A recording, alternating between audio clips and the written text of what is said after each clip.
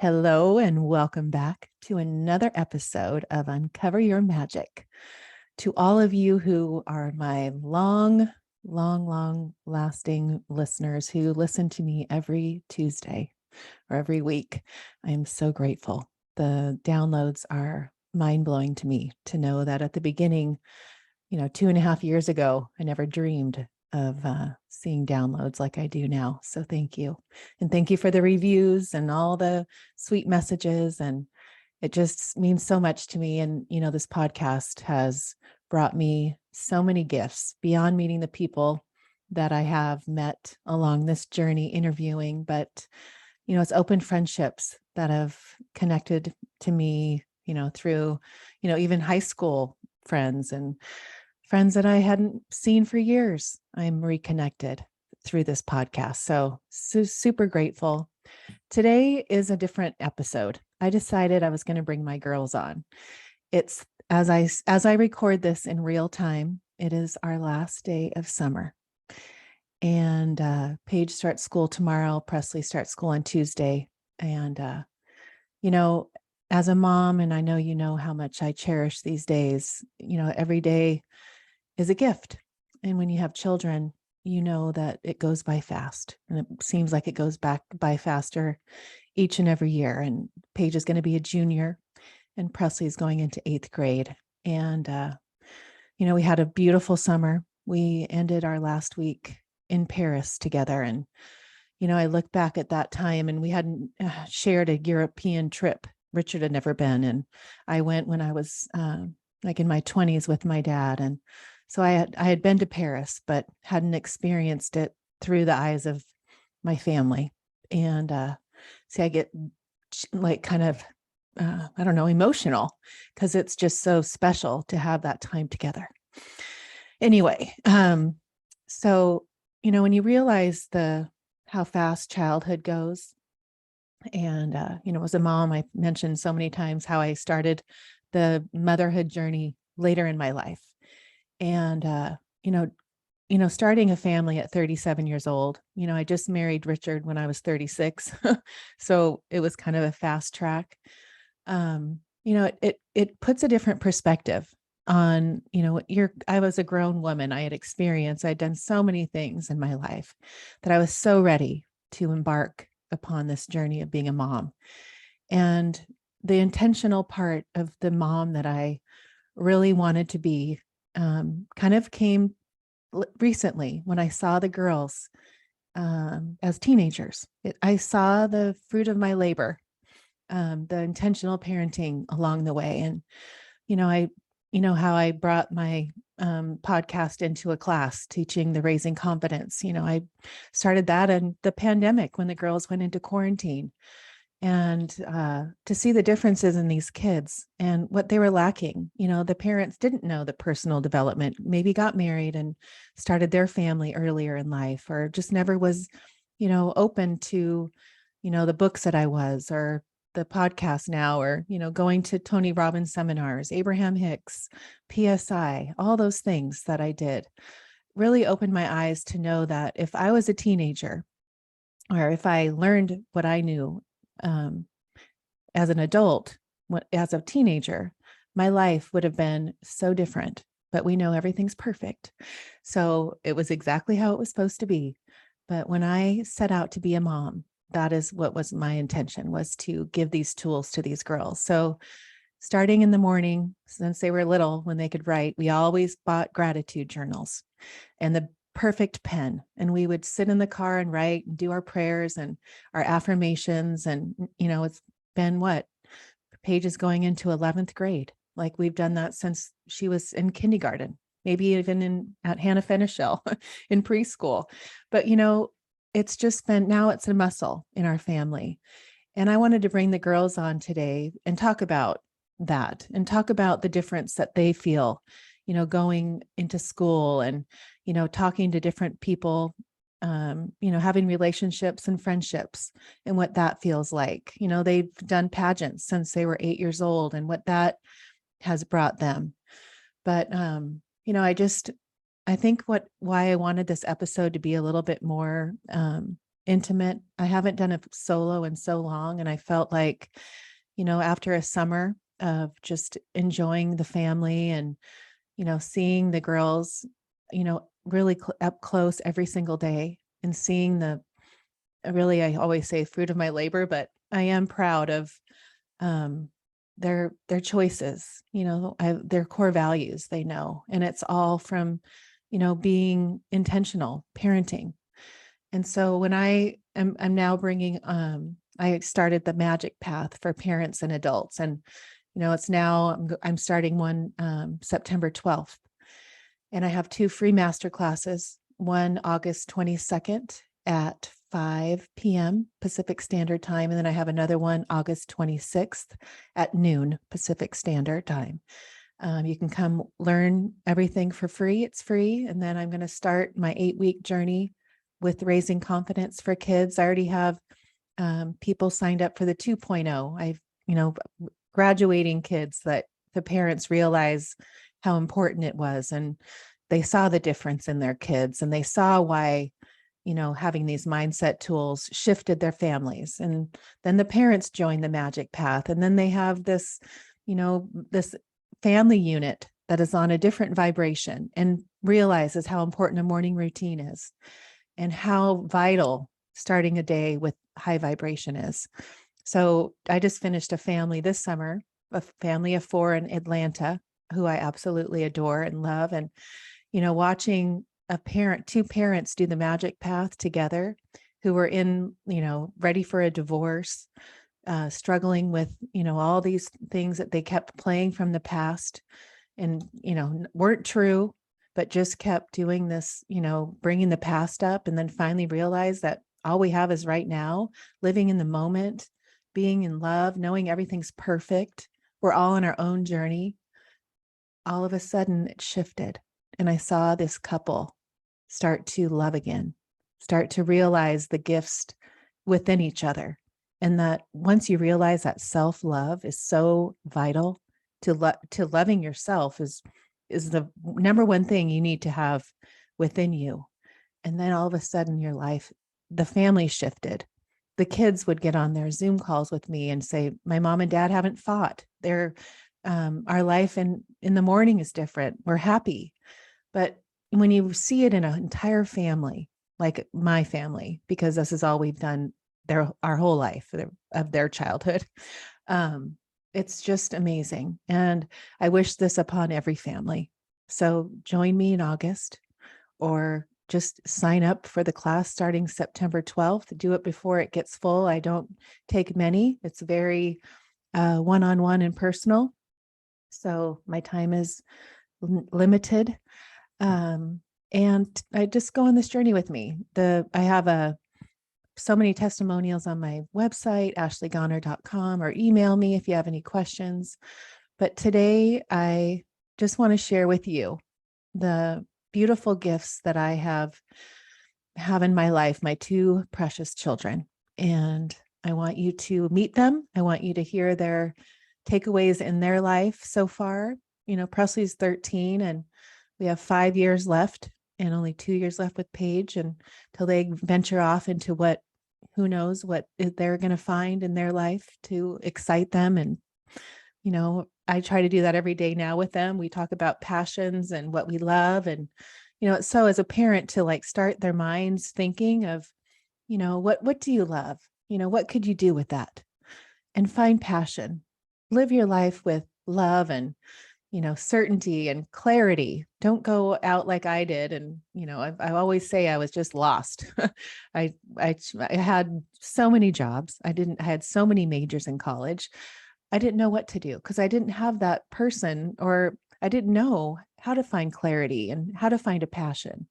And now at 53, I have my passion. I raised my children and now I want to help other children do what they did and get to where they are right now. And even a relationship with Richard, like that too is amazing to see the growth. And when we realize that we are in charge of our own love, we are in charge of our own self-love. And if anything, everything is a mirror. So when you realize that in your life, if anything's triggering you, it's in you, to see that and just realize that nothing in him could trigger me, because if it did, it would be in me. So as a family, do the magic path and raising confidence together, and see the magic in your life start to unfold every day, because that is how it should be. I'm all about finding the magic, believing that, we have this one life. Make it the most magical life ever. And if you can do that with your children early, I promise you will, as they leave your house, you will have that feeling of such certainty that they will make the right choices. They will find the right friends to be around. They will be a difference maker. They will add to their community. All the things that I feel are so important these days, especially. And to know what these kids went through in this COVID time of, this is a different generation. They experienced something we never did as a kid. The technology is different. We never had that. So we don't know the repercussions of what they went through. I mean, I've seen this, talk to friends that have had the depression, the suicide, all these things. And I'm thinking, oh my gosh, I just want to help these kids so much see the light, the love. They're so powerful that they can be, do, or have anything. So I will finish up my intro, but I will bring on these girls. We have a surprise guest at the end, and I know you will love it. And I will keep you on the seat of your pants so you stay through the girls' interviews. But thank you again for always showing up, listening, making this podcast just so much fun for me. And it lights my heart every week to know who I get to talk to, every guest that I get to share with you, and I get excited. So it is my passion, just as much as it has been raising my family, and, being present every day is key. So I will push pause and bring Presley on and welcome you back. So without further ado, please welcome my little 13-year-old daughter, Presley Gonor. Welcome, honey. Hi. Welcome. Last day of summer. Yep. What was your favorite part of summer? Probably going to Paris was really fun, and getting to do my pageant in January. In January? Oh, wait, June. In June. Tell us, why don't you talk about that? Let's talk about your pageant and why you do them and all that kind of stuff. Okay, so the last pageant I did was in June. It was called Miss Junior High School America, and it was in Little Rock, Arkansas, which was very interesting, but it was overall a really good experience. I got to go ziplining and mining one day, and I think that if you are thinking about doing it, it would be really fun. And pageants in general, I think, are really good for you because you can learn so many skills like interview and walking on stage, public speaking. I think that that's super important for your whole life. Right. And talk about the interview process. Like, you've been doing this since you were 8 years old. And I remember you when you were little with this little interview outfit on, going into interview and just like, Mom, I got it. But what is, so the reason that your dad and I love the pageant is for the interview and for the spokes model, the speaking and the confidence. It's given you so much confidence. But talk about that. Like if someone doesn't understand, and I think pageants have this, you either think it's like toddlers and tiaras, or you realize it like we do of the value and the people that we've met. But explain the value of like interview and the spokes model and why do you think it's so valuable? I think it's so valuable because if, let's say, you wanted to get into a good college, you have to interview for it, you have to interview for a job.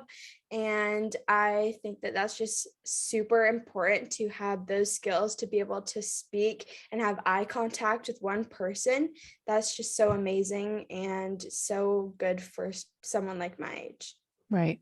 So let's go into your age. 13 years old, going into 8th grade. We're going to end our journey at Horizon Prep. Talk about like friends and, how has that been? Because as a mom, I've been the mama bear at certain times. And then the last couple of years of me and my spiritual growth, learning that this is your journey and you do need to learn these things, and to empower you to realize that these kids in your life, if you name them bullies or, mean girls or whatever, it's all for your benefit. And it's all to learn that it's like I said in the intro, like everything in you is a reflection of what's going on outside of you. So to teach you this as a, little girl coming into now being 13, 8th grade, tough years of middle school. I mean, my middle school wasn't as tough. We didn't have social media, but we had different things. But explain to everybody, like, what do you see as your strengths and why you can overcome things, or how do you overcome the bullies or the mean girls? What do you do that you've learned in your childhood that have helped you to get that, that you're going to have those tools in 8th grade? What is that certainty? Middle school has been so hard for me, especially because like mean girls and stuff like mom's saying. And so I think that overcoming it is just thinking that they're on their own journey, like mom always says, and that you just have to realize that there's something going on in their life that they're trying to put it on you.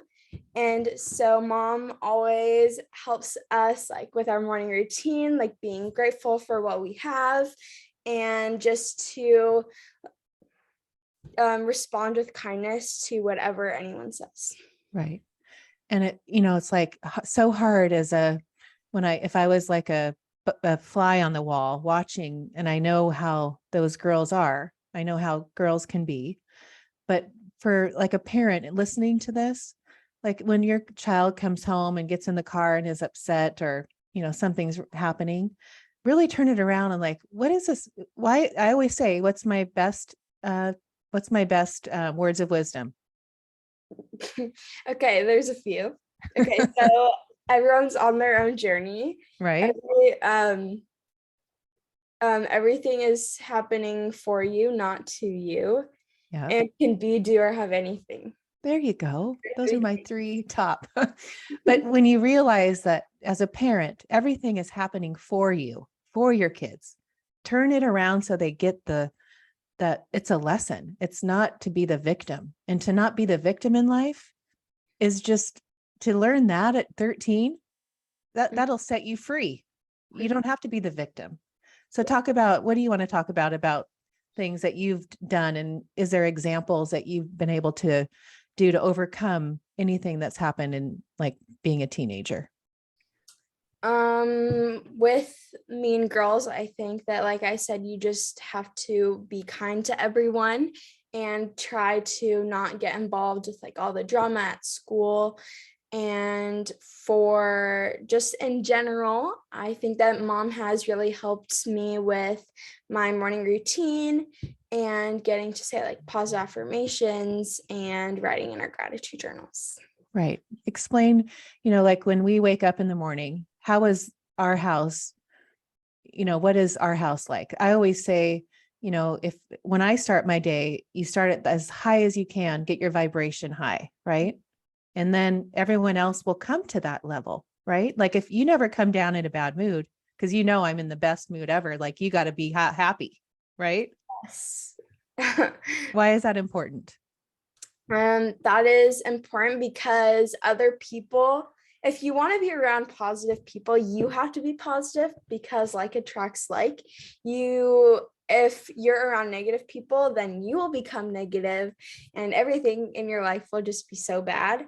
But if you attract yourself around positive people, then everything in your life will be good. Right. Like dad always says, hang out with the eagles, don't hang out with the crows, right? He likes to say that. Mm-hmm. But you are the sum of the friends you hang out with. You are that. If they're all going to be negative, then that's who you're going to be, right? Yeah. It's okay if they're going to be that. You just send them love and let them be negative. Yes. But if you're positive and happy and loving, you'll attract. It's like a fly whatever trap. You're going to get all those people that are that. and to show how powerful your vibration is. And you'll see that on Tuesday when you go back to school. Mm-hmm. So tell us more, like what is something like when you think of setting intentions in your life, or thinking of what, we talk about having passions and, trying to things that you love, at this age, like what do you love and what are you doing to, do you visualize it? Do you make vision boards? We do that once a year, but what do you do to create and manifest things in your life? Vision boards is a huge part of our life. We love to host vision board parties at the end of the year and invite our friends. And also, mom, like last year, has taught us about scripting. So that is also a huge thing that will help you a lot, which is you write down what is going to happen in your day. Like today, I'm going to have a productive day. I'm going to clean my room. I'm going to do this. I'm going to take action towards this goal, and it will help you a lot to stay on track for your day and set intentions for your whole day. Right. So when you script, you're saying, like, we do that in the car. I say, like, I got to school and they came up and hugged me. And then I went into Spanish class and she told me I got an A in my test. And you're setting all the day's events. And you could say, oh, I won the lottery. I don't, you could bring all those little things in. Oh, someone gave me the student of the month. You just start adding things to your day. So that's raising your vibration. Now your reticular activating system is looking for all of that stuff. Talk about that. Talk about the reticular activating system game that we play. Okay. So we've been doing this for a while. So basically, in the car before school, or before you get in the car, you say, like, today I'm going to find someone wearing like a camo shirt or sparkly shoes or something like that. It's like kind of detailed. And it will be when we get back in the car, then we say, like, I found it, or like after like the day before it ends, we'll like find it, not even if it's not at school. And it's just a really fun game that mom lets us play. But it teaches you what? What do you think? Why do you think, what is my intention of doing that game? Law of attraction. Right. Well, it's showing you that once you put your mind to something, like my white Range Rover, for an example, right? We get in the car. You said, Mom, I want you to get a white Range Rover. Had we ever seen a white Range Rover? I don't know. We didn't know because we didn't have it in our mind. So once we set that intention, all of a sudden we saw white Range Rovers. It was like the whole entire freeway had white Range Rovers. Yes. So it's a reticular activating system that when we play that game, and why I wanted to teach that, and I teach that to my Raising Confidence kids, is when you realize that it's all there, you just don't, you have to look up first, get off your phone, look up and see that's how magical, that's how powerful you are. There's no limits to life, right? You can be, do, or have anything. Right? Yes. All right. Anything, tell me like highlights of Paris, like before I bring your sister on, why do you think going to Europe at 13 and Paige is 16 as a family, what was that about? Like, what did you get from that? It was an amazing experience because like not a lot of people get to go when they're this young. And it was so cool. We got to see like all like the touristy stuff and go to super cool restaurants that the guy at the hotel recommended for us. And it was so fun getting to have family time and just like the little memories that we have, like me breaking mom's flip-flop on the first day and just little things like that that makes like the memories so good. Yeah, so good. I love that. So special. Mm-hmm. Any last words of wisdom from the little Presley girl that I love so much? If you're going to get anything from mom, if you're going to learn anything from Ashley Gonor, I would say everyone's on their own journey. You can be, do, or have anything that you want in life. And what was the other one? Everything's always working for Everything's you. always working for you, not to you. I think that those are the three keys that you need to have in life. And I am so grateful that mom has taught me that ever since I can remember, because that has helped me so much in my life. Yay. Thank you. Thank you for being your first appearance on Uncover Your Magic. Yes. And Thank good luck for your you. 8th grade year. Thank you. It's going to be amazing. Yep. Love you. I love you too. Please welcome my 16-year-old Paige to the show. Welcome, honey. Hi, Mom. You know, I wanted to bring you both on just so everyone could meet you. We're coming into our last day of summer is today, and we're starting school tomorrow. And you're going to be a junior. And I remember when I was a junior. So to have you be a junior makes me realize how fast, even more fast, how life goes, right? So I wanted to bring you on and just have a conversation. And, Presley and I talked about, her pageant stuff and what she's learned as a child of mine and dad's. But how would you describe your childhood? What would you like as 16-year-old, like if you had to tell me, like, this is how my childhood was, Mom?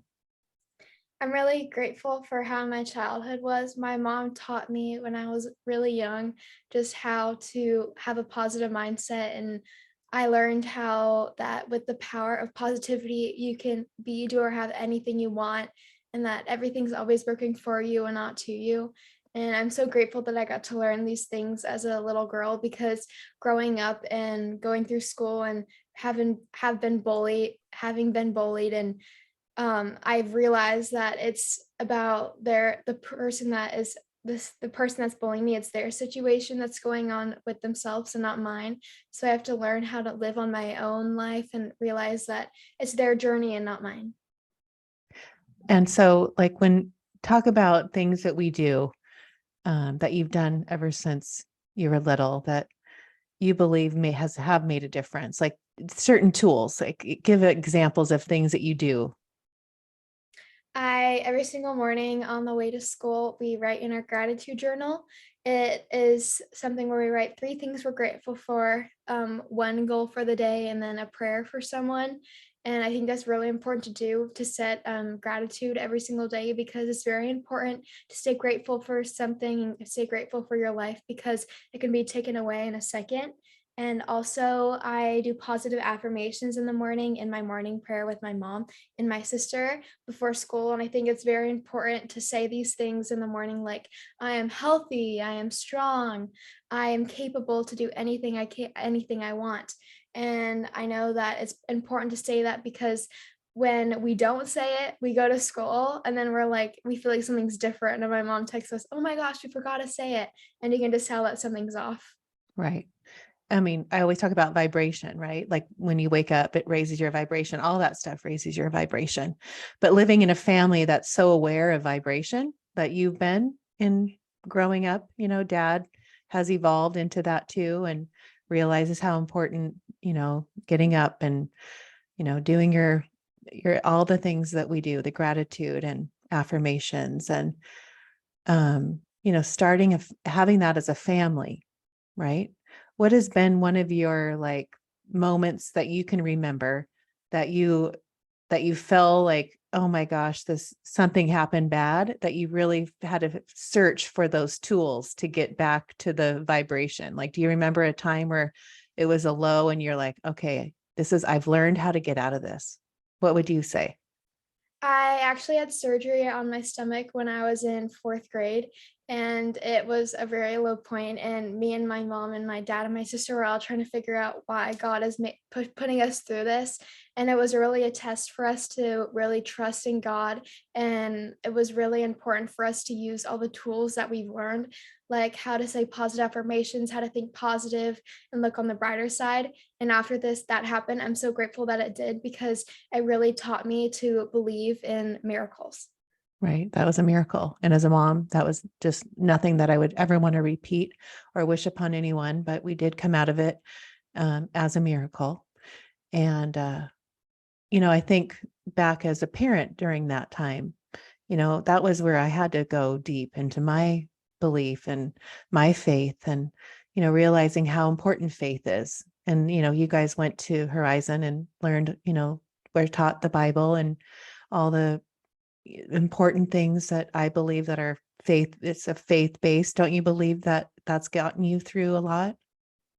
Yeah, growing up, I have had faith in my life since I was really young, and going to school at my private school since I was in first grade, and having just learning about God since I was a baby has helped really structure my faith and core values, and learning that, like, oh, you have to have your core values in order to face tough situations, and learning that faith will help you through anything. Right. So as you went, you finished eighth grade and that's where Presley's going into now. And then you went on into at Cathedral, you went into high school and it was COVID.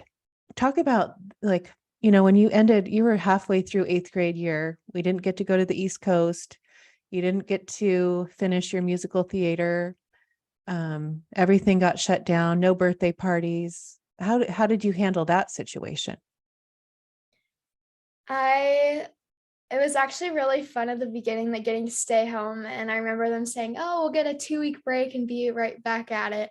And I was like, "Okay, this will be a fun little 2 week break on Zoom." And then after that, I was like, "Oh my gosh, this is," and then figuring out that it's not going to be 2 weeks, it's going to be more like 2 years. And it was actually a lot of fun being at home, playing Monopoly every single night with my family, playing Uno, going on walks with our dogs on the golf course. It was really fun for my family to get closer, and it was good to take a break out of life and take a pause and really realize what you have and to be grateful for it, and that it could really be gone in a second. And really grateful for that, because I now realize how to be grateful for things and how to never take anything for granted. Right.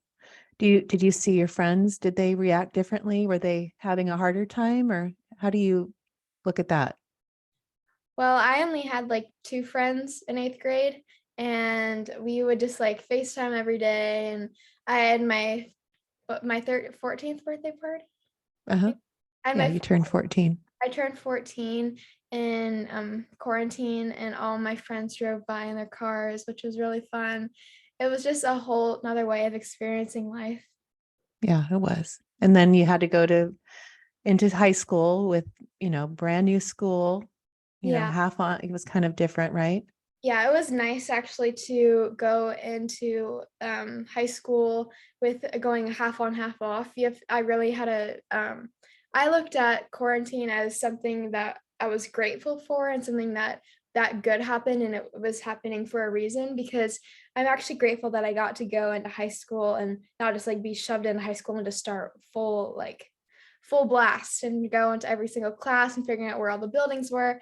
And my school is really big, so being able to be on Zoom half of the time and getting to take a break and being at home sometimes in my pajamas on Zoom, but being able to stay home and then going to school and getting to meet friends, and the teachers are really nice and understanding and always help their students. What was one of the biggest shocks when you went into high school? What was something that was an eye-opening experience that you felt like you had this little sheltered life, right? That we did it. What was the big, oh my gosh, mom? Well, a lot of people do say that I live underneath a rock, but I'm really grateful for the rock I live underneath. And one time, my first high school football game, I went into where we're all going, and it was at Torrey Pines. And I walk in, and all these girls are wearing these inappropriate outfits. They're all vaping, and I'm like, what the heck? Like, I haven't seen something like that in my whole entire life. And because I've gone to my private Christian school since I was so young, nothing has happened to me like that. And I was like, oh my gosh, it's so crazy that all these girls are begging for attention by doing something like wearing inappropriate outfits and doing things that they shouldn't be doing.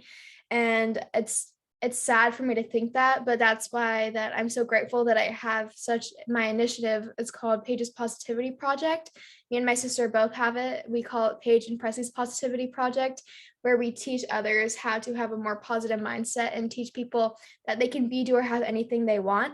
And it's really important in my positive mindset tools that you learn that you do have that you can be yourself, and um, how to be okay with being yourself and not being trying to be someone else that you're not, because being yourself will help you through your whole entire life, and instead of being someone you're not, will really help you and put you through challenging situations. You know, when you're in a, so you tell me you go to school and people are in the bathroom doing the vaping or whatever, and you see it at the football games and all the, there's parties and you haven't gone to one because you're not a party girl is what you say. But what makes you not want to do that? What, I know you say you have your core values and you have been raised by parents that have instilled that in you, but there's a lot of kids that get there that waver and think, oh, I need to be popular and do these things. Like what, give me your example or what you would say about that. Well, I've had a lot of friends that had like either I started being friends with in the beginning of freshman year, and then the parties came, and one of my friends, I was friends with her for like my whole life, and we came to school. I was thinking we were gonna be like best friends and I was gonna have someone to be able to lean on. And I was absolutely wrong. She had very different core values than I had, and she was going to parties and doing all these things that I would absolutely never do. I A lot of people say like, why don't you, yeah, come to a party with me, like we can hang out. And I'm like, oh, it's okay, like I'm not a party girl. And then they're like, oh, like we don't have to drink, we don't have to do it. I'm like, yeah, like why would you do that? First of all, you're under 21, and second of all, if someone takes a picture of you of doing anything, that could ruin your whole entire life. And it's very important for people to realize this, because if you get a picture of someone, or if someone sees you doing something, someone catches you in a video and someone posts it and it goes on social media, once it's on social media, and it can never be deleted. Right. Talk about social media. Cause I wasn't raised with social media. I'm the mom that is anti phone, anti on your Instagram, anti Snapchat. But, we give limits because this is part of life now. And this is what mom and dad have to understand, that this is part of your life. This is part of the way you're raised. Because we can't help but keep expanding on technology, right? But explain how do you view that? And what is the positives versus the negatives and all that? Social media can be used in very different ways. Some people use it as some place to like post their pictures of them in their bikinis, and like me and my sister and a bunch of my pageant friends, we use it to post about our platforms and how to better the world, because I believe that the pageant world is completely different from normal life, because all these girls in my pageant, I see them maybe once or twice a year. And when I see them again, it's like nothing has ever changed. And we're just like, we're all caught up in just a second. And with versus my friends, for them posting on social media, I feel like they change a lot, and just comparing themselves to people on social media is is a thing that a lot of people do. And I have to remind people through my platform that everyone's using Photoshop and everyone's editing pictures. Nothing's real on social media, and you have to use social media to more a positive way. And I see social media as kind of a resume for myself. And I think that since in the pageant, the judges will look at my social media and see, oh my gosh, she has all these positive videos posted, and she's posting about all of her accomplishments, and she's helping people, posting positive affirmations and posting positive quotes. Versus if I was a judge and I was looking at someone's social media of someone who has posted all these positive things and someone who is trying to better their life and better other people's, versus someone who is posting naked pictures of themselves in bikinis, or not posting not things that can help their life or help other people's life, I'd choose the person that was helping better themselves and help better other people, because I believe that with Tony Robbins and learning through my mom about we went through a seminar one time actually in COVID, and learning all these things about what's it called? What? Self growth, whatever, self Yeah. growth, Self-development, self personal development, development. Yeah. personal Personal development. development. Someone who's working on their personal development, I choose them. And same thing in high school when I'm looking at two friends and I'm looking at someone who's getting good grades. And I have a friend that I just met and I'm so grateful. I met her this year and she's getting good grades. She inspires me every single day to try my hardest at school. And she loves her parents so much and is always at home helping them. She loves animals just like I do. She actually has a farm, which is really cool. I just went over to her house and I'm such an animal lover just like she is. But versus someone who is out partying and um, doing bad things. And I think that anyone would want to choose a friend, like the person who is going to help you and who is really on the right path in life. Right. Well, you have similar core values as Harper. Yeah. For sure.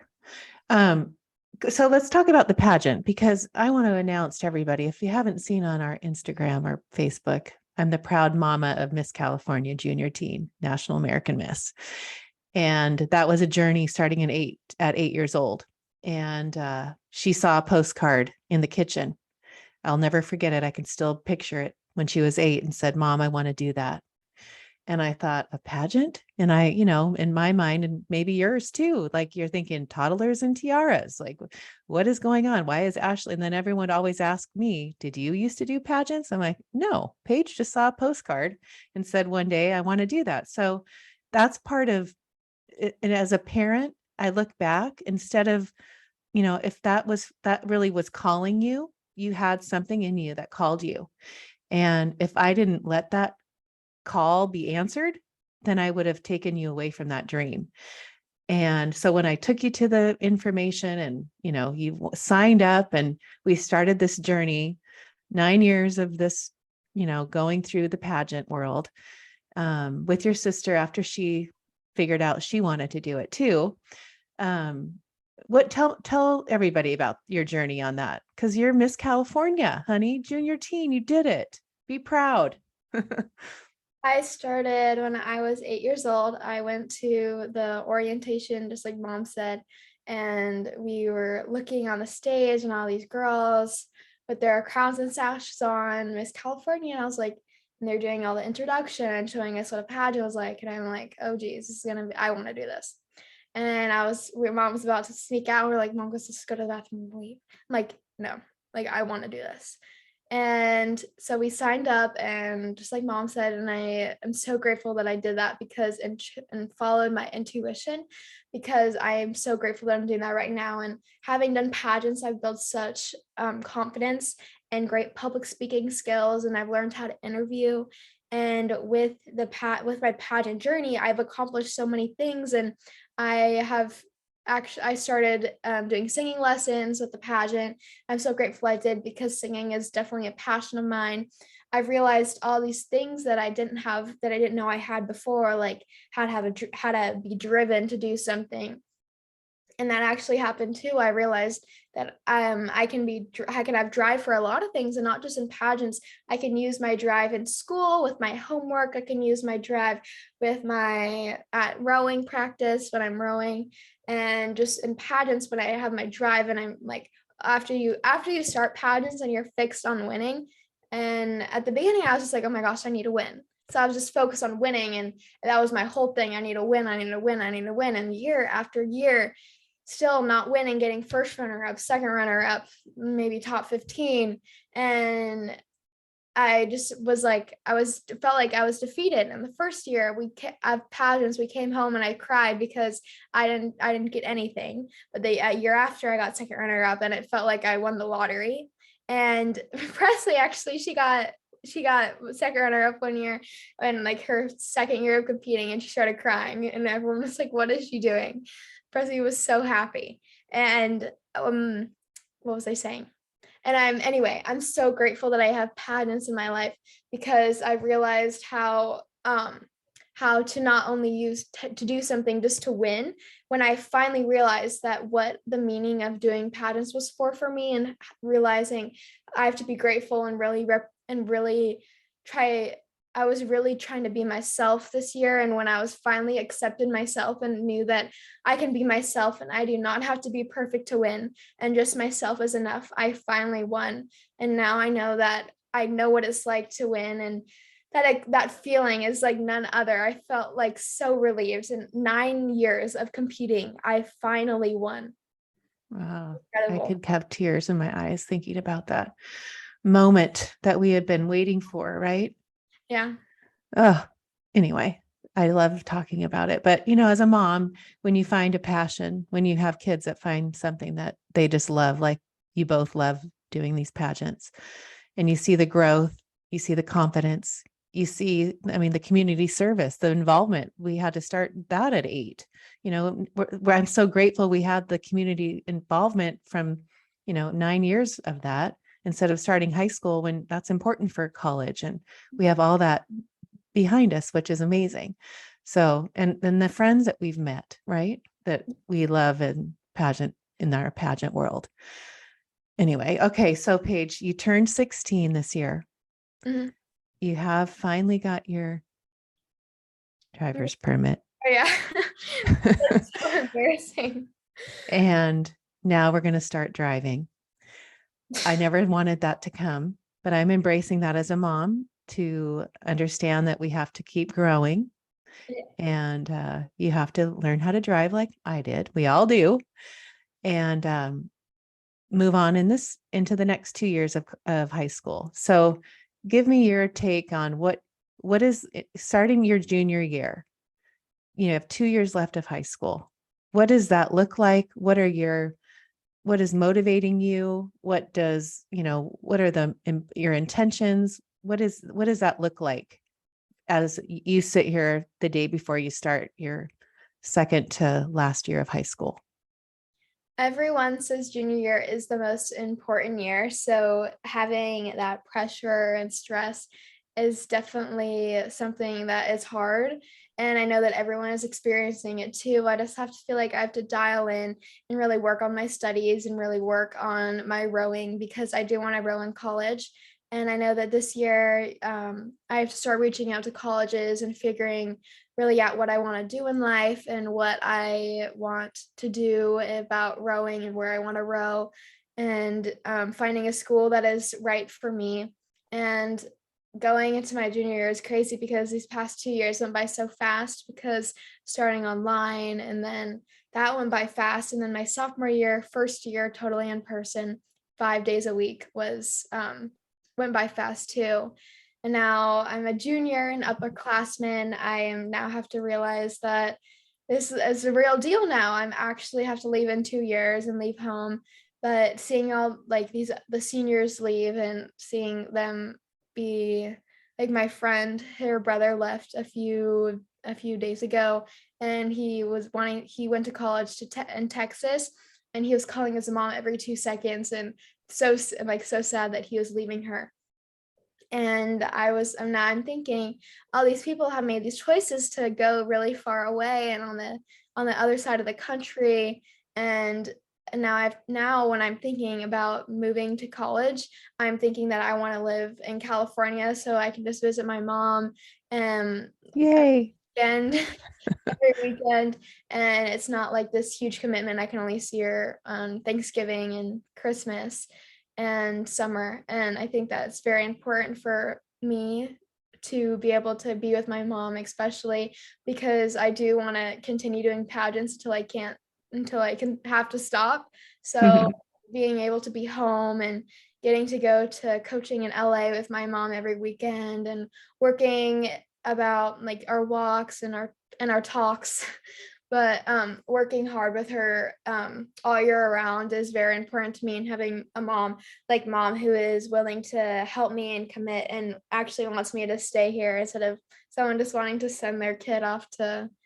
Oh, if you wanted to go, honey, I would totally support that. No, But I think we should talk about crew. Let's talk about that and then we'll end.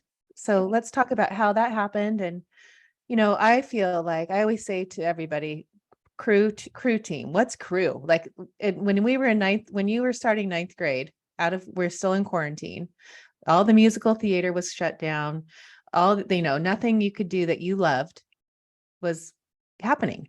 So we get this little, someone says, what about doing crew rowing? Paige is like, what the heck is that?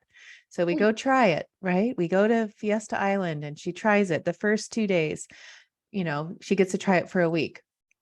So I'm going to let you tell the story, but when I say she started the crew team, I always say it's a COVID blessing because she found a passion. And to see somebody, to be a mom that's going to see your child try something that is so foreign to us all, and then to start like seeing it in her blood, like she just loves it. And it's just amazing to have watched you the last 2 years in the crew team. So talk about that.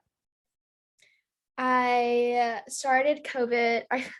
I started rowing when I was in ninth grade at the beginning, like a week before, or no, it was the first day of school. I started rowing then, and I had no clue what it was. My mom's friend's daughter wanted to row, and I was like, okay, like let's do it. Like I have no clue what it is, but the coach let me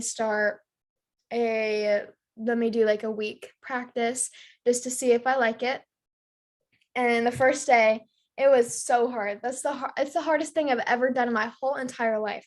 We had to do a 5K with we had to stop in between, like I think we had to do a couple of 5Ks, and we had to stop and like do a 2 mile lap, and then we had to do a run up and down the thing, do some abs, and then do another 5K. That was so hard. And I got in the car and I'm like, oh my gosh, I'm not doing this. I was telling my dad, and he goes, okay, well, we don't have to do it. Or was it you? I don't remember. But I was like, okay, we don't have to do it. We have like a week, just a week more, and then we can stop. This is free. It's just a week. And the second day, we got on the water, and I was like, okay, whatever. I don't really like this. And I got on the water, and I'm like, oh my gosh, this is so much fun. Just to see everyone having to row together, and realizing that when we all row together, everything feels so nice. And when we row together, we go faster. And it's really important, a lesson to learn in life, because when we're all working together, then it will help us get us to another place faster. And having this when I was in ninth grade, and now I'm doing it now, all the way almost in 11th grade tomorrow. That's so weird. Well, getting into 11th grade tomorrow is really crazy, and having such a passion for it that I've built. And when I do everything, I always want to do my best and be the best. So I realized this, and have realized that I had a drive to be something and be someone so strong and confident. And now I'm working out 6 to 7 days a week, and sometimes 2 a day. I wake up early before school starts, and I try so hard. I do weights in the morning, and then I go to practice in the afternoon. And then these workouts are really intense. I have never done anything so hard in my life. Yeah, but you've learned so much and you love it. So you can't wait to go. That's the part as a mom watching these practices 2 a days in the summer. And I'm like, wow, she's there at 6 a.m. Until 2 p.m. And now Presley's going to start. But do you want to wrap it up, Paige, while we end this before we bring our special guest on? The surprise guest is waiting in the waiting room, by the way. But tell anybody what you would want to share, like things that you've had as lessons, or tips, or any kind of last words. I would say to don't be afraid to be yourself, because you can't make anyone like you, but just being yourself and not trying to be someone else is really important. And don't try to do anything to fit in and something that is not part of your core values, because you will regret it in the long run. And a lot of people now that you see that are popular and out doing the drinking and out on the football games doing vaping, they're at their peak right now. So they won't have anything later in life. So have fun during high school and learn about yourself and learn how to be yourself and be okay with it, because later in life you'll be grateful that you didn't fall into this trap that you were peer pressured into by your peers, and not trying to be someone that you're not.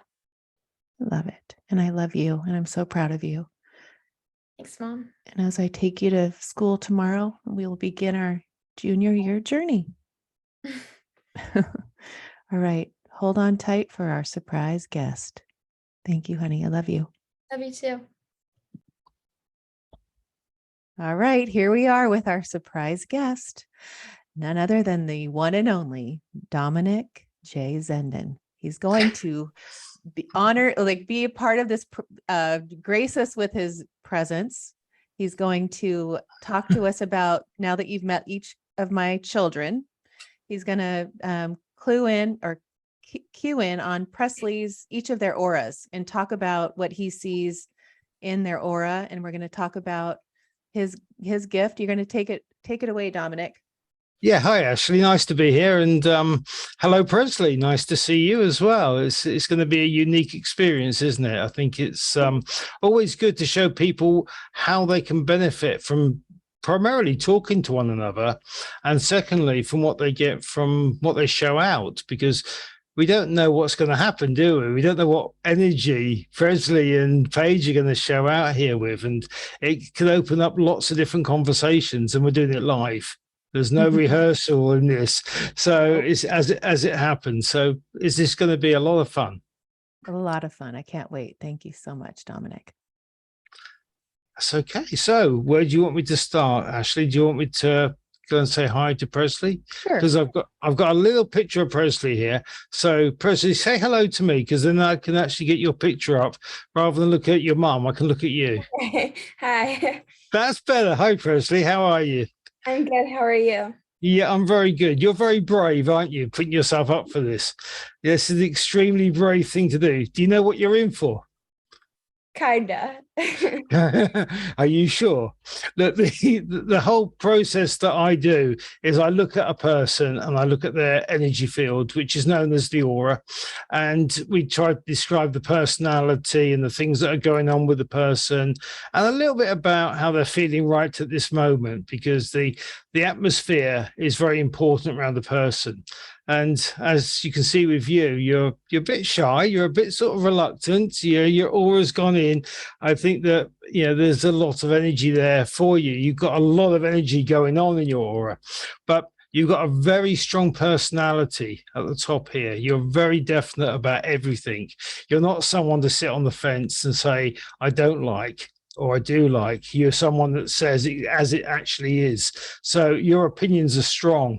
And for someone who is actually starting to develop a really strong personality, you must be someone that has real ideal circumstances, and you know exactly what you want. Even from this moment, you know exactly where you are. And that comes from your very dominant orange aura. So in your school groups and the people around you at school, you're going to want to be the one that's actually calling the shots. You're not always that happy to be sat in the background, although there are times, because you can see the emotion around here, where you feel a little bit left out. And that is another part of you. You notice it. If people aren't emotionally connecting to you, you will really feel it. And I think you sense it. So you're very sensitive to other people, yet you're not likely to show it. Not in public. You're likely to wait until it's over, and then you go away and you'll talk away from the situation. So you don't let anyone see that you're upset. So you're very good at that. But even when I'm looking at you now, you don't have to give a lot away. Your face says everything. So you wouldn't be good at telling people things that weren't true. You wouldn't be that good at actually not being honest with people. And I think that you would really like people that are straight talkers. You don't like people that just talk rubbish. You would hate it. So where do I go from there, Presley? Tell me what it is that you want to know about your aura that I haven't touched upon. I don't know, Mom, what do you think? You tell him. I don't know. Well, I was reading your auras that he wrote from last November before we got on, and it was so fascinating to me that he picked out your personality just now. Like you are that everything, right? Mm-hmm. He confirmed everything, and you are, it's just you need to own your power, and he sees the power, and you need to own that. Yeah. Right, That's Dominic? that's an interesting perspective, because you may not realize that you're powerful yet. You might Mhm. not. It may be something that will come into your feelings as you grow older and become much more connected into who you're going to become. But I can see you being extremely ambitious and extremely driven. And that isn't something that you just become because you want things. It's in your personality. It's based in there. And for you, you'll want to explore the possibilities, and you'll want to be nice to people. Yes, you will. But you've got that little bit of an edge to you that will allow you to be able to go and get what you want. Now, that isn't a selfish quality. In fact, what it is, it's a personal focus. So being personally focused on the things that matter, you will start to decide upon the order of where things matter the most. Okay. And that's going to be a big thing for you as you start to get older and start to see things that you really want in life.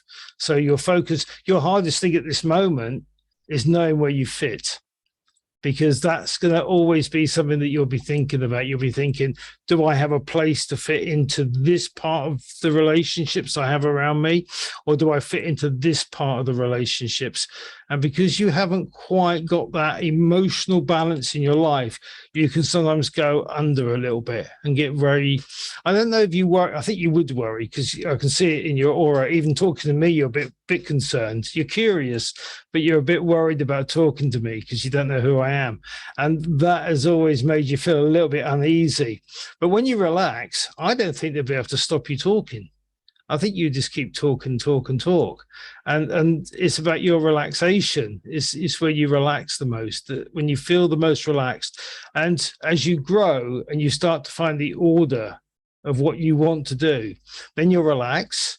You'll start to just chill a little bit, and things won't be so serious. You won't be quite so intense about how you feel inside, deep inside, because those feelings inside of you are really intense.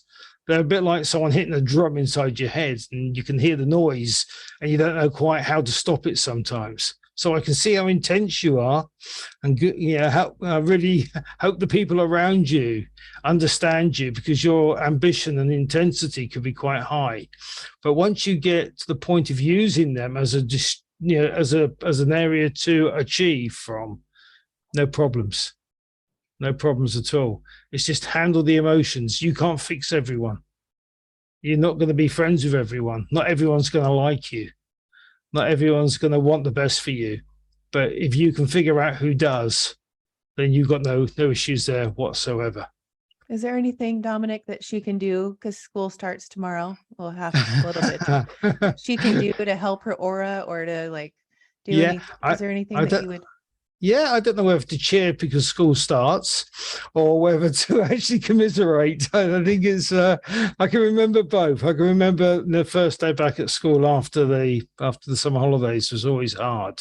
Yeah. And it's always one of those things. I always think that when you first start back, it's about the holding yourself together and being very silent in the first few days of the school term, just to get to know where you are again, because you lose your place. You lose where you are with people. You don't know quite what they're doing and quite where they are. And I can see from Presley's aura that she's very emotionally supportive of people.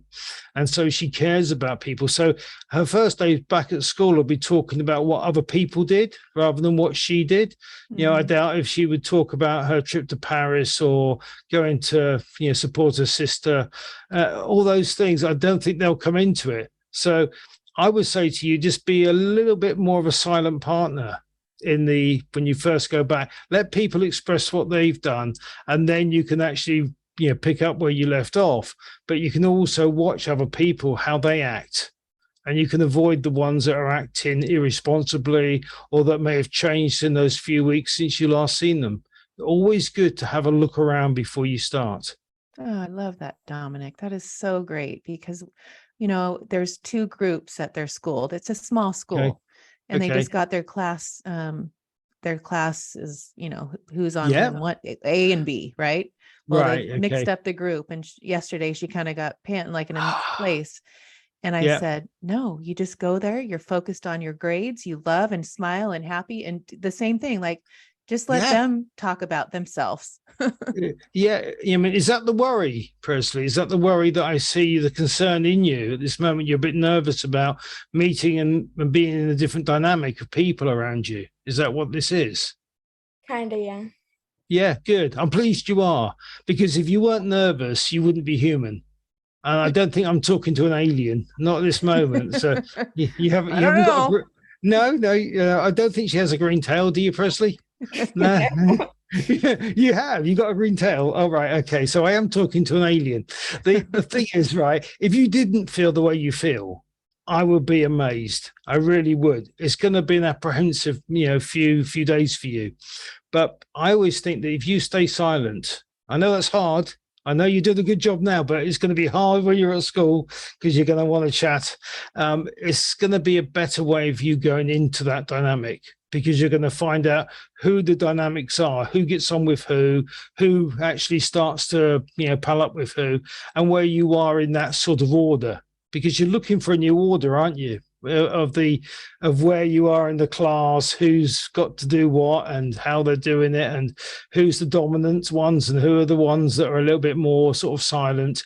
And you need to be able to look at the people around you and pick the ones that are just a little bit less forthright in their first things, because always remember, the people that shout the loudest are normally the most insecure. Okay. Yes. It's a really good bit of advice. Because if you go in there, I always used to do this whenever I used to start a new job. I used to go in very quietly and look at the loudest people. The loudest people I would avoid. And I would look to actually get to know the quieter ones that didn't approach me. So I would choose the people to approach. Yeah. I would never let people approach me. And I'd never choose the loud ones. Right. Isn't that great advice, honey? Yeah. I think that really helped her, Dominic. That really, it can come from me all day long, but when she hears it from someone else, like, oh, yeah. Right, the thing is, it's in your aura, it's in your energy, and however way you look at it, you're thinking it, and it's part of you, and you've done really well just to come on today and do this with me, because you would be a very easy read for me because of your anxiety, because of your circumstances. But that's the thing, that when we learn to be able to give in to what we feel and surrender to ourselves sometimes and actually be okay with worry, then we can conquer it. It's only when we worry and we don't know why we're worried. Yeah, there's a lot of people out there that worry about nothing, but they get very concerned about things and they get over anxious about things because they want something to worry about. And when there's nothing there to worry about, they'll invent things. Exactly. And that's really, really difficult people to be around, people like that. And they base TV on it. They base soap operas on that. People in soap operas are always worried about something. There's always one disaster after another. And to be honest with you, on the whole, things go good. Life is pretty good. Life goes pretty damn well most of the time. It's only every now and again something goes wrong when you have to be ready for it. Right. But on the whole, it's pretty good life. It is good. Right, Press? Everything's perfect. Yes. I always tell them it's always working for you. Everything's perfect. Yeah. The situation when you go to school tomorrow, like Dominic said, you're quiet, you love, you smile, engage in the ones that you feel comfortable engaging in, right? Yes. Yeah. And think of the opportunity you have to make friendships that are going to last a lifetime. This is such a great time in your life, because the people you're meeting now, and I never realized this, when I was at school, I never realized the people that I was meeting were going to be in my life for the next 50 years and counting. So you think some of these people you're going to meet tomorrow are going to be a part of your life all the way through your life. Now, that's quite a thought, isn't it? Yeah. Yeah, I mean, I just finished talking to a lady that I've known since I was 6. Oh. Yeah, and we've been friends. We actually met when I first went to my primary school, which is my junior school, and we were put together country dancing. Right. So I was the first person that she met, and vice versa. And we had to dance together almost immediately. And we've stayed friends now for 54 years. Wow. So tomorrow, Presley, you're going to be making friends that could last a lifetime. Oh, thank you, Yeah. Dominic. So, I'm gonna. What? Any last questions for Dominic before I bring your sister on? No. Are you sure? Nothing. I won't answer them then. It's absolutely good. Lovely to meet you, Presley. Really nice to meet you, and good luck tomorrow. And stay chilled. All right. Okay, thank you so much. You're welcome. All right. Here's my Paige girl, Dominic. Okay. Let's say hello to Paige. Hi, Paige. Hi. Hi. How are you? You good? I'm good, You're looking. Yeah, you're looking good. You're looking quite relaxed and quite outgoing, actually. So you actually feel okay about doing this. You're not at all worried or concerned. In fact, your curiosity is pretty high and pretty to a high level. You're a lot gentler than your sister. You've got this very natural gentleness about you. You're very calm and very gentle about things. So you don't always get overly concerned about people and situations, although you care about the way that things happen and the way that they roll out. So emotionally, you're quite linked into people, but you are, again, a focused individual that has a very much more non-confrontational personality. You don't have this confrontational part of you. So if something's going wrong, you'll tend to walk away from it or tend to just pull back from it. And you will choose your friends very carefully. You choose your friends that are non-conflictual. So the people that you have around you are people that don't like getting into arguments or disputes, people that let you speak and let you talk and discuss. So you've got to this point in your life where you're discussing things a lot clearer, and you have a lot clearer mindset about why you're discussing. So you're thinking about things pretty well. Everything will have an order with you. It wouldn't surprise me if you compile lists of everything that needs to be done. In your mind, you have that sort of thought, if I do this, this is what's going to happen, and this is what's going to be the benefit, and this will be the downfall. So you're watching everything that you're doing and thinking about it very carefully. That goes with your diet, your exercise, although there is no overdoing it side to you. You're very, gosh, see, there's a lot of green in here again.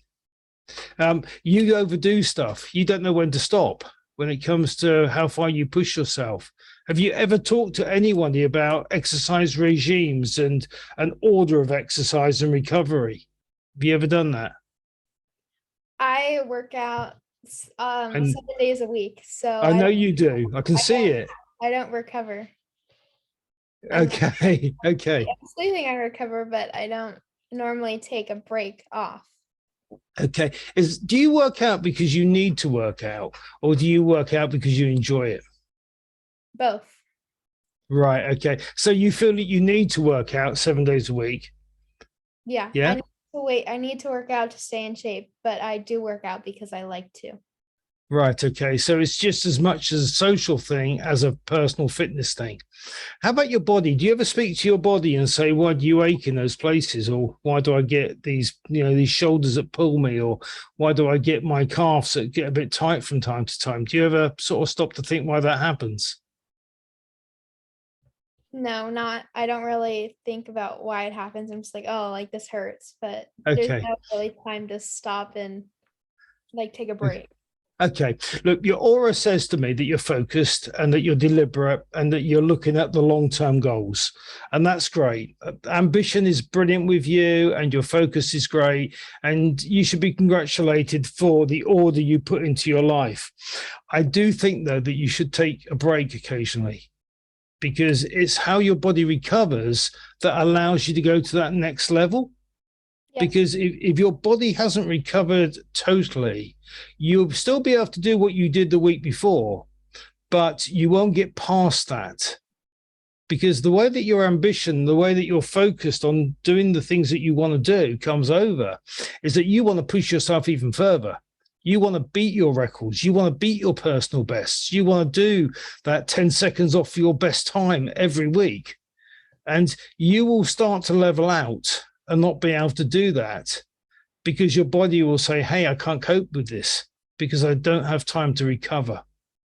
Okay. Yes. So that's the thing that I would say with you is that your intelligence should show you that you need to have a plan. Mm-hmm. Yeah. You can't just do it because you want to do it or because you enjoy doing it or because you look great doing it. All those things are perfect and, great ideas, but you need to bring longevity. How long do you see yourself working out for in your life? Do you see it until you're 25, 27, 31? Forever. Right. Okay. Forever. So when you're 65, you're still going to be pushing weights. And when you're 74, you're still going to be rowing on the old machine. Yes. You see that? That's great. Well, if you do see that, okay, then know that your body wears out. Mm-hmm. And that you may feel really invincible right now. Because, boy, you look it, right? You look invincible, but you're not. And if you're smart, which I think you are, you will see the benefit of longevity. And the benefit of longevity in anybody that does sport or fitness is to know how to control your passion to do it. Mm-hmm. Yeah, because your passion takes over from your will to understand it. Because if you didn't do it, what else would you do? You would be lost without that routine. And so what we build a routine that your body can cope with as well as you. So we add a few more things into your busy schedule, which you will be doing anyway. You'll have loads of things to occupy your mind, but don't worry about that because the schedule that you'll go into will keep you from over-exercising. At the moment, Paige, you're over-exercising. I can tell you that just by looking at your shoulders. Okay. What color are her shoulders? Well, you can see that, overall, right, Paige has got a very nice aura. She eats very, very moderately. It's not a heavy diet that she has. But the actual green signatures inside the two pairs of shoulders are very, very dark. And that means that there's a lot of muscle build and a lot of muscle activity there. And the muscles are being overworked. Now, what that means is they will develop to a stage where they won't be able to keep working. They'll keep building and building and building, but they will suddenly go, right, I can't do this anymore. I've got to stop. And so when you reach that plateau where you're reaching your best every time, your best then just flattens out. So you can't keep improving. And with Paige's personality, but the look of the way that she thinks, she will want to keep improving. And if she doesn't improve, she'll doubt her own ability. Yes. Whereas 100%. the ability is there and the strength is there. It's just being smart about it and being able to exercise that a smart way. There's also this feeling, the emotion is there as well with Paige. There's a lot of emotion in that aura. Watching you live, you can see it a lot clearer. And your emotional state of mind, although you stay calm, your mind is racing 1,000 miles an hour. And so your thought process is very, very linked. So you're thinking. And if you can't find answers to what you're thinking about inside your mind, it'll throw you into a little bit of confusion. And so all that is going on with you. You're very deep within yourself, but people won't know that about you because you'll be very, very kind to people, very sweet. You'll smile nicely. You'll do what you have to do. You'll make sure that you do a little bit extra. So people will never question you. They'll never say, why aren't you doing any more than that? Because you'll be doing a little bit extra each time. And it's about how you cope with what's going on inside that matters, because you won't show it out. And most people won't even see it. And it's being able to see it that will help you be able to control it to a level where you won't keep going before you stop. because the last thing I would want you to do is stop. Because what would you do if you couldn't train? If suddenly one of your shoulders wasn't working right and you couldn't row, what would you do? You know, you'd be like a bear with a sore head. Yeah, That's for sure. yeah. So it's that thing. We want to prevent that stuff happening. And the more emotionally in control we have in our life in that sort of level, the better we do. The more focused we become, the more we get out of the experiences. Because you've got this side of you that really wants to share with other people. You really do. You really love people. I can see it around you. You know, you really love engaging. You love being the person that makes other people feel good. But that is a part of you that also is a part inside of you that wants to please. And if you keep wanting to please all the time, you're going to find your focus is a little bit lost with other people. So there's a few things there, but you know, I'm being really picky, Paige, really picky. The only thing I'm not being picky about is overdoing it exercise-wise. I don't want you to do that. Okay. That helps. Okay, right? yeah. When Dad Yeah, says, I "Did you know it work out?" See, No, Dominic told me not to. Yeah, no, I know it's going to go straight over your head. You'll just carry on. Yeah, I did. I know. I just know. Within it, I know what you'll do. I know you'll keep going, and I know that that'll be a part. But as you get older, I think you'll get smarter when it comes to your regimes. And when I used to work with sportsmen, professional sportsmen and women, I used to talk to them about doing the right exercise for them. And that would mean rotating the exercises, not doing the same regimes, having exercises that were tailored to their body rather than doing exercises they thought they liked. Because we all pick on the things we enjoy doing, don't we? Like we'll go running because we enjoy it or because we can do it, but we might not think of doing something else. You might not think of getting on a pogo stick or something. You know, you don't think of these things, do you? Because it's not something that we've ever, because we're so used to the routine that we're in. Right. And when you're in a routine doing the things that you do, and you do it just through muscle memory, don't you? Just get on it, and it's like you're doing it automatically before you've even thought about it. And that's when you get the repetitive injuries. And I used to see it in footballers, see a lot of calf injuries, a lot of knee injuries, because they used to train in the wrong way. They didn't used to give their body the right breaks in order to actually be the fittest they possibly could to be professional. And if you want to be a professional sportsman or woman, you've got to be able to give your body the breaks so those parts of your body can recover. And, you know, Paige, you're not giving your shoulders much of a break at the moment. It's like incessant. And you know, it's just that way it is. Yeah. You know what? In November, when you did her aura, you didn't know her at all. I mean, just, you know now that she's a rower, but you mentioned the shoulders and you felt like they were overworked in her hips. And I said, oh my gosh, you hit it on the dot. Like she's a rower. Those are where she uses. And we don't even talk about that with Presley because she doesn't do that. So it's interesting that is the focus of Paige, because she just finished she has a trainer that comes to the garage and she's almost passed out. She comes in here. I'm like, Dominic's going to be here. Hurry up. But she's sweating because it's hot out. And I'm sure you get that energy too, because she just came from a workout. Is that what you've just come from? That's amazing, because it's there. And I know that you do it because you feel good. It's the endorphins.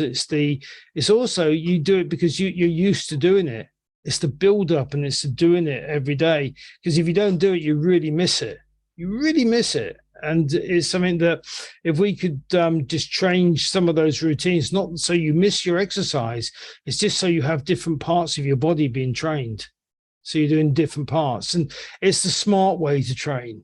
It's the good way to train because it gives you a chance to recover. Another tip that I was given, because I do weights, I'm a weightlifter, is to use cherry juice. Oh, right. Cherry juice. Cherry juice. Cherry juice helps your body recover. For some reason, when I can't talk to you about overdoing it, right? Because I overdo it every day, but I enjoy it too. But the fact is, cherry juice helps disperse the lactic acid in your muscles. And so when I do the weights across my shoulders and across my chest, if I have cherry juice, it actually takes away the ache. a lot quicker than if I don't drink cherry juice. Yeah, I love that. Good So advice, huh? yeah, it's just little things. And Paige, one last thing: make sure you bathe. Make sure you get in a bath. Right? Don't always shower. Get yourself in that tub and get yourself submerged, because that way your body really will thank you, because it's really helping those lactic muscles, all that lactic acid disperse, and it gives your body that real clean feel, and you'll work harder. You'll be able to train harder because your body will be better recovered. Like put salt in there, or the orange oil, like you always say. Yeah, orange oil is always great. To be honest with you, right, Paige, your aura is strong on the outside. It's gentle, but it's strong. It's not something that you need to worry too much with the orange oil, because you've got quite a strong will to do things. You're not somebody that needs to be told. You just do it anyway. You're pretty self-determined, and I think your character is one of, you do it because you want to do it. If you didn't want to do it, you probably wouldn't do it anyway. So, that's a good character to have. Your outer aura is strong but gentle, and it's the best aura. I love people that are strong but gentle, because it means that they have a determination, but they're not going to be pushed around by people. And you're growing into that sort of lady. Your sister, personally, she's a bit more strong-headed, bit more sort of almost like self-contained a bit more, and she hasn't got the gentleness you've got. That doesn't mean to say she's got anything that is lesser or more than, but it's just a different personality. And I can see you, Paige, not needing to be told. You just get up and do it. I can't see anyone organizing you. You just get up and do it. You're grateful if people want to help you, and you're really kind and really thoughtful about that, but you do it anyway. You wouldn't need anyone there to get you out of bed. You just get up and go. Yeah. Whereas some people need a bit of a push, don't they? Yeah. To get out of bed, and it's not always in them. With you don't need that. So I wouldn't go with the orange oil too much, because you don't need it right now. Keep it for when you need it. But I would go for the water to relax your muscles, and I certainly have cherry juice. I certainly do that, because I know how much it helps me. Yes. Like Shirley Temples. She likes Shirley Temples. You know what those are? I have no idea. Sorry, I'm from England. I have no idea. I just about know who Shirley Temple is, but is it some sort of cherry drink? Yeah, or it's like something like that? it's like 7-Up with grenadine, so it's pink, and then they put a cherry in it. Right. Okay. No. So growing up here, you get Shirley Temples usually. Oh, right. Okay. Right. No, Paige. No. Stay clear of any carbonated water. Drink straight water. You don't need carbonated water. Yeah, water. She does. Yeah, the straight water is always going to be the thing to hydrate with. If you, after exercising, if you use cherry juice, it really does help. But I don't like the added sugars and the artificial sugars and all the things that you get in these drinks. They're not good for your body. They're just not good.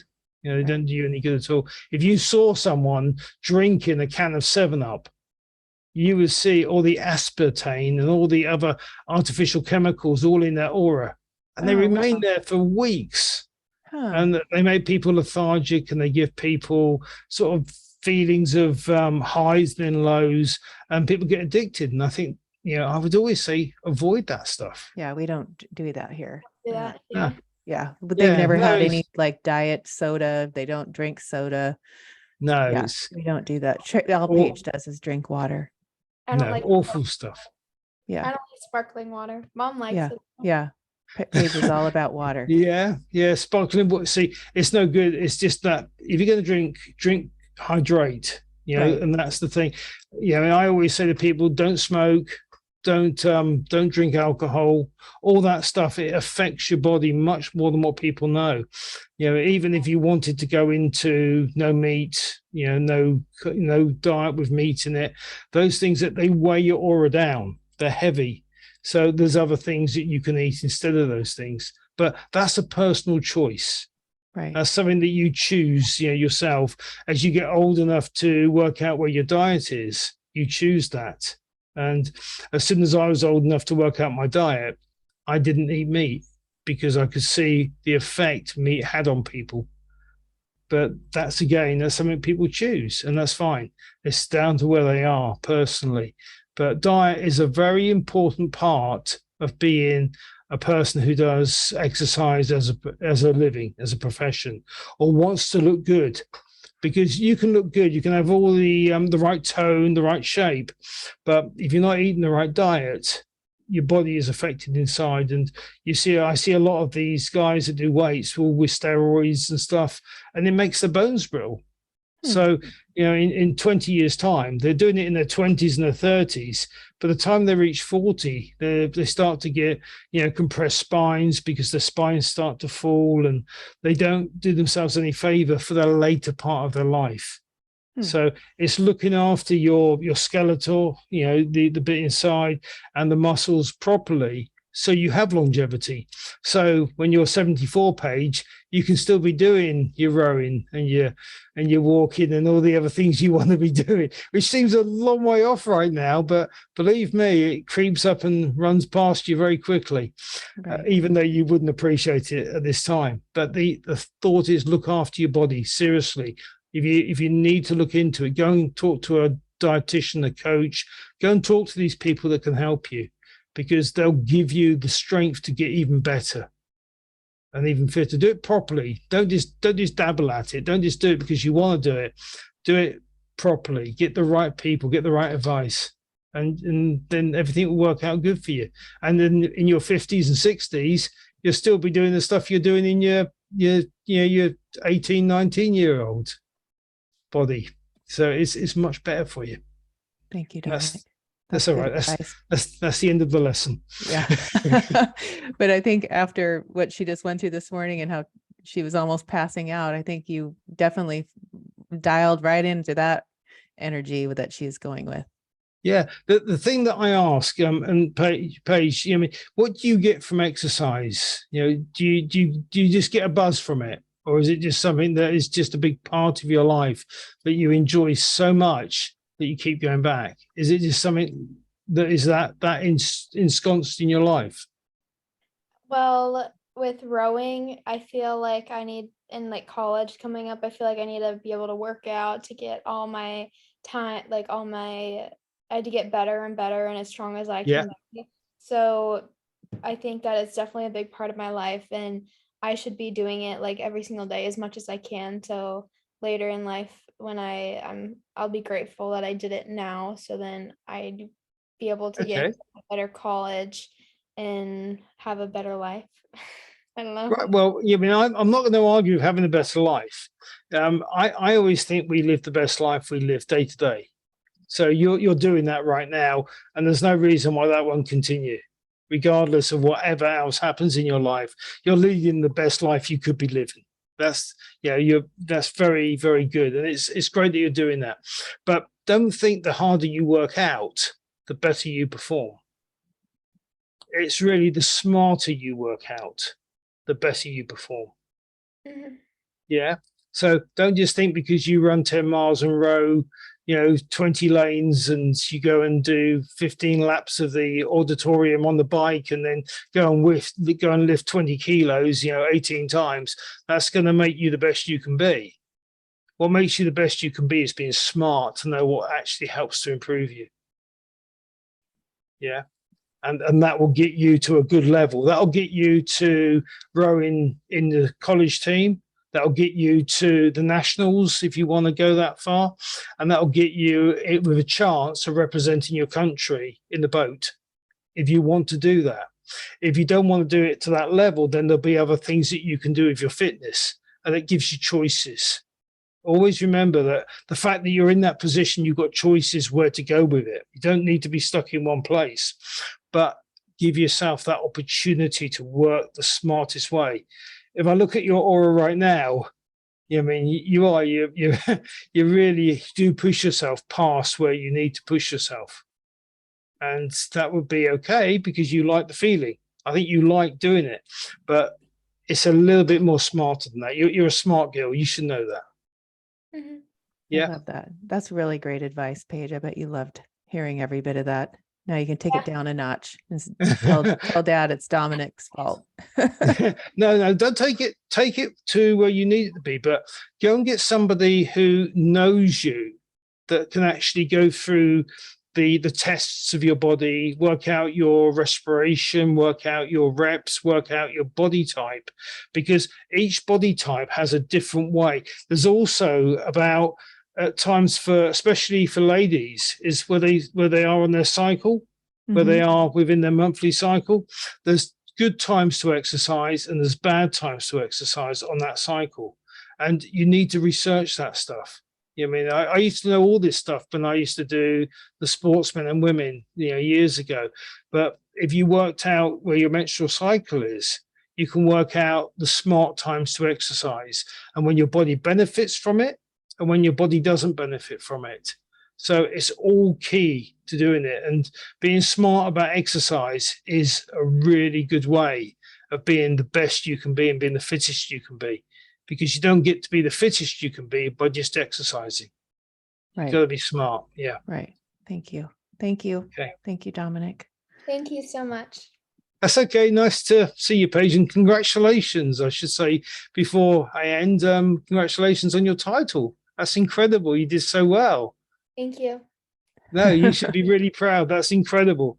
I saw all the pictures, Paige, and I thought you were amazing. So well done.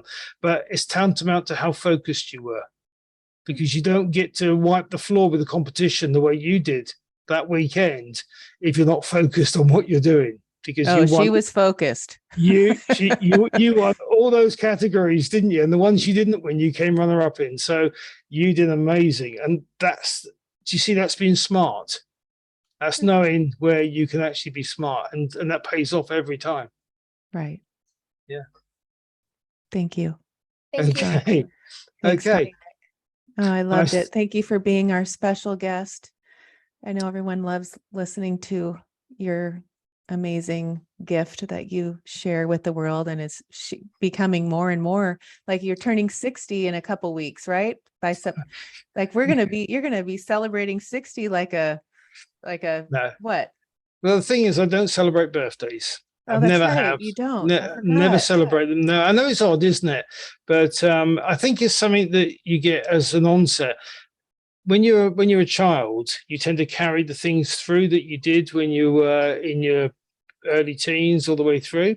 Right. And because we never celebrated birthdays in my family, I've never been used to celebrating them. So I feel a little bit embarrassed about them.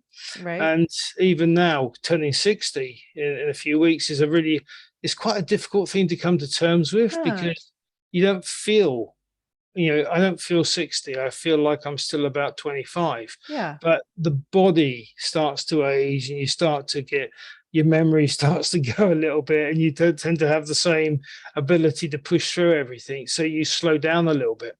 But birthdays are just milestones, aren't they? Into where they go. But they don't really mean that much to me, and I'll tell you why, because I believe that you live not for years, but for heartbeats. Yes. Yeah. So you have an amount of heartbeats that are yours. And when you've used them up, then you're off to see St. Peter's. Okay. You're off to, that's it. So be wise how you use your heartbeats.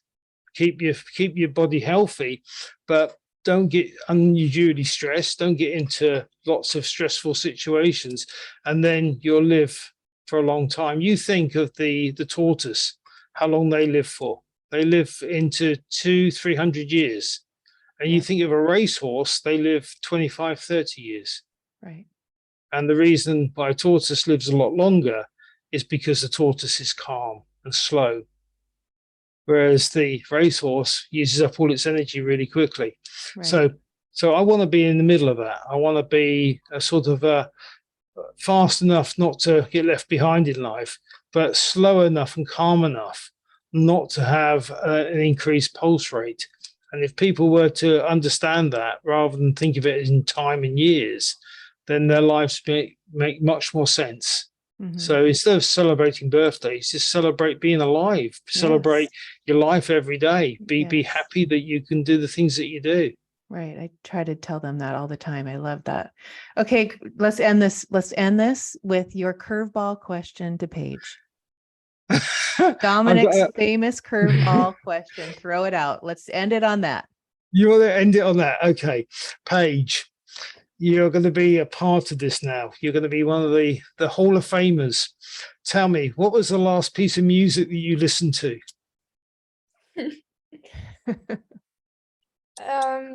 The last piece of music I listened to was probably Yacht Rock in the car with Mom.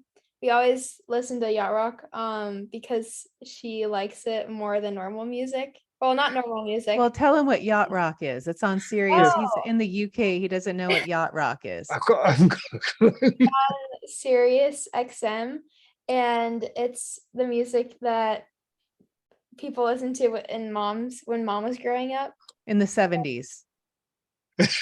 Right. It's Christopher Cross, and that's where I hear that song. She likes to hear that and listen to that in the car. Oh, Chris Cross. Is that Yacht Rock? I would never have even thought of that as being Yacht Rock. I think of that as being quite gentle, calm music.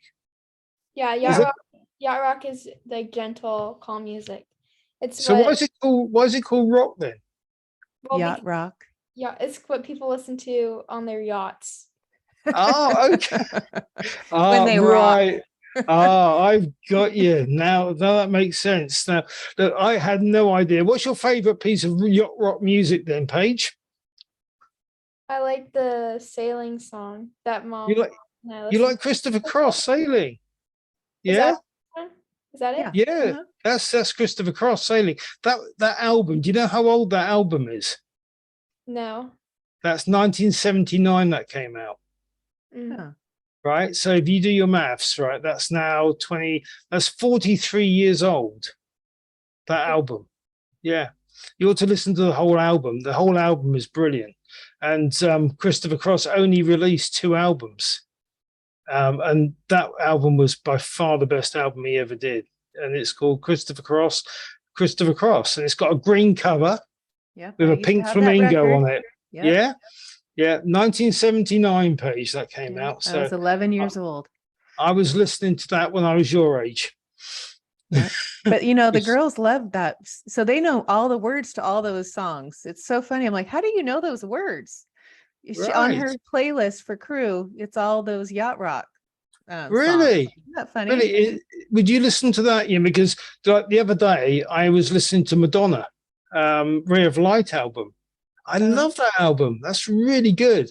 Have you ever listened to Madonna or anything like that, Paige? Do you ever sit down and pick out one of her albums? Because her stuff is really good as well. But it's not commercial. The stuff on the albums are really, really poignant, really relaxing music. I think you find the Ray of Light album by Madonna and put it on next time you're in the car. That's a great album. That's really good. You'll enjoy that. You might even call that yacht rock then. I don't know.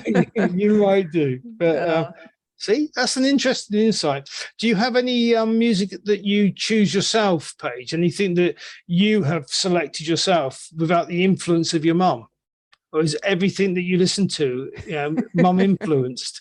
No, I sometimes yell at her when she turns on Yacht Rock, but I like it. But I like to listen to like the top hits, so like Harry Styles and Lizzo. I know Lizzo. You do? Yeah, I do know Lizzo. Yeah, I know Lizzo. Harry Styles, I haven't got a clue. Carrie Underwood, yeah, and now I know a little bit about Carrie Underwood. I met her manager once, and she won American Idol, but that's probably someone that you don't know about too much. So I do come across the occasional pop star in my travels, and do have a chance to talk to a few of them. But the interesting thing is forming your own musical tastes, finding things that you really like yourself. And I go back. I was a DJ on a pirate radio ship when I was 18, and I used to play things like Genesis, Tom Petty, Elvis Costello, and you've probably never even come across those people ever. I'd go and listen to them. You'd love them. You'd love Elvis Costello. fantastic artist. Tom Petty, one of the best American artists ever. Go and find Tom Petty and listen to that. You'll love it. I know you will. And it's great working out music, Tom Petty. So you'll find that there's quite a lot out there.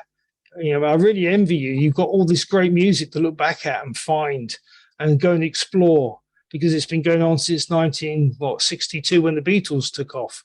So you've got nearly 60 years of music to look back through if you want to. That's, it's just fantastic, music. Isn't it? Yes.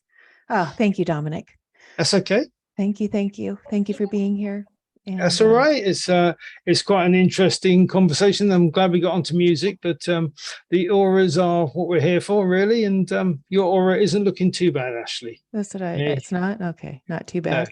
No, not too bad. You look at, you're a little bit tired. I think you've really been trying to get everything organized, and you trying to get everything together a little bit, just a bit stressed out, especially when we first started talking.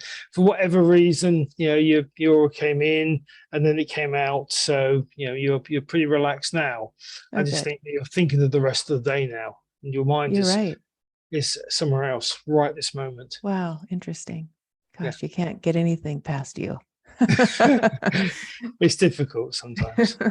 Oh, thank you. Loved it. Always love having you on.